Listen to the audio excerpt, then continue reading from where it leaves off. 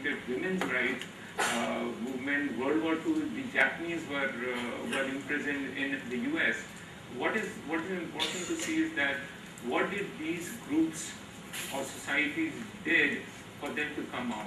Did they become suicide bombers? Did they do violent acts? I don't think so. You had the civil rights movement that came in, the women's lib movement came in, the Jews through the Jewish community through their economic power and through their networks and through their political activism regained their center stage. So I think, and even if you look at a country like China, I mean, we see China booming, becoming a world power. We must not forget that they had a whole generation that went through extreme abject poverty, people not getting, people going hungry, and then there were a lot of sacrifices that they did for them to be where they are today. And so I think for us, we need to do a bit of a soul searching that first deserve, then desire. And I think we really need to think on that. I do interact with a lot of people in Pakistan, and there's a lot of paranoia in our society.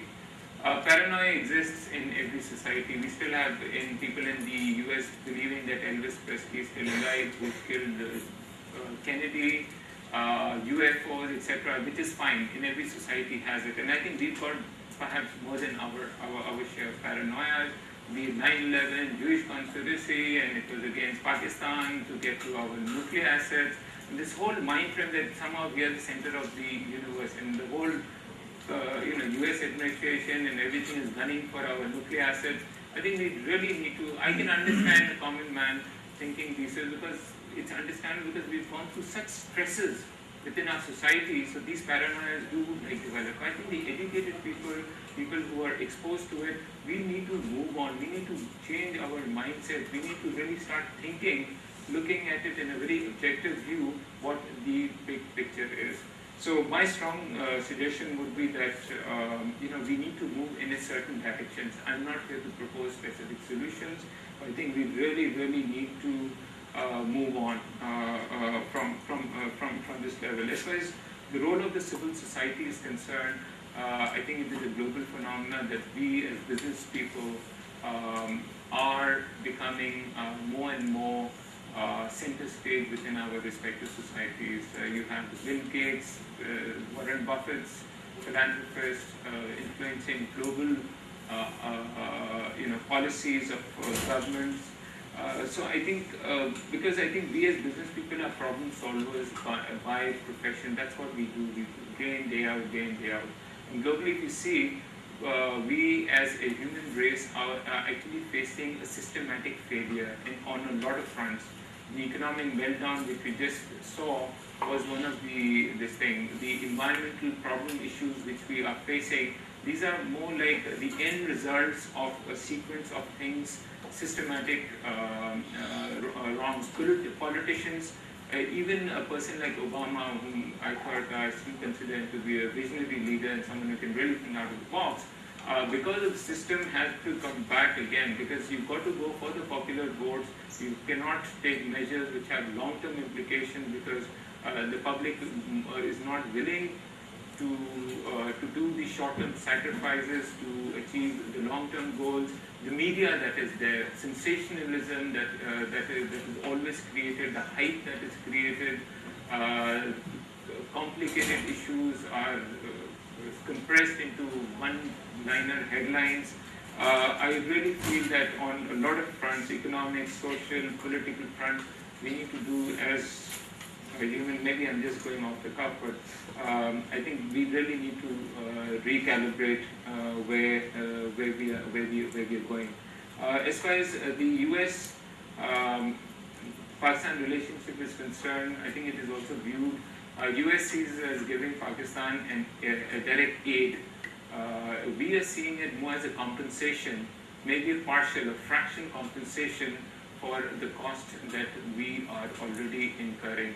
And I think we need to really put this point across very aggressively, that we are not looking at someone doling out some money to us out of generosity of their heart. It's more we are facing it. We are the frontline country. that is facing all these challenges, and we are just being compensated or supported partially by whatever the money that is coming in. Politically, I think the relationship between Pakistan and the US is not going to go tremendously, it will not progress very far in terms of India, where we have conflict on the political front, we have divergent views, and like we saw Cameron's remarks, very blatantly blaming the entire country, lock, stock and barrel. This is not a politician who actually had a stated position like Obama had about the drones attack during election. This is purely to go to India, take a new line on Pakistan and just hit us right where it hurts. And it was purely due to economic reasons. So I think we need to recognize these ground realities, and this I feel is just the beginning. Other leaders will also take cues from this, and this is a trend setting where it is a global trend where economic priorities dominate foreign policies. First, we had a very convenient marriage between Pakistan and the US. This is during the Cold War. Now I think US has partnered, believes in polygamy. So I think we should also believe in it. Plus we are like Muslims, so it's kind of halal for us. Because I think US has already partnered with India and with a lot of other countries, and I think China has been our time-tested friend.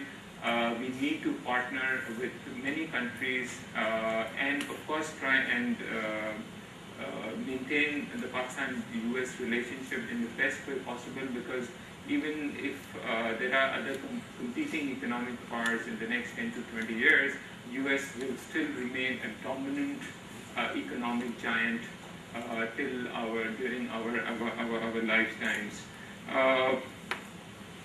I think as far as we're concerned, it was mentioned that aid will not really get us very far, and you can see history. I think Dr. Saab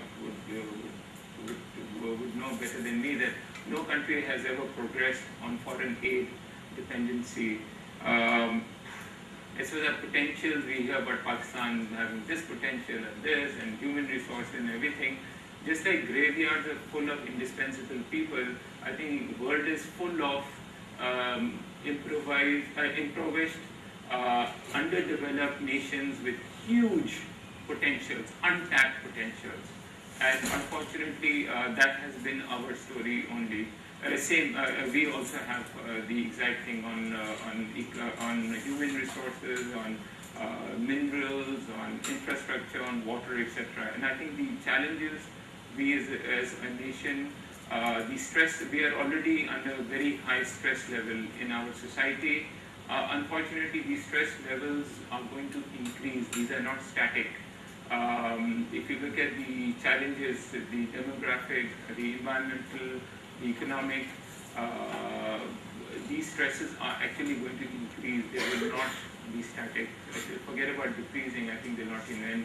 The fundamental socioeconomic reforms which we need to implement for long-term results, forget about next 10 years, for long-term results, they, in my opinion, have not even begun. So I wish I could be optimistic, and until we cannot, do it ourselves, no one else around the world will take us seriously. They think these guys are a bunch of jokers or corrupt, non-serious. The leaders are not sincere to their own people. Why should we, sitting 8,000 miles away, should be sincere to them? So until we can't respect ourselves, we can't do it ourselves, please do not expect US-Pakistan partnership to be really, really flourishing, because I think, as they say, charity begins at home. Thank you.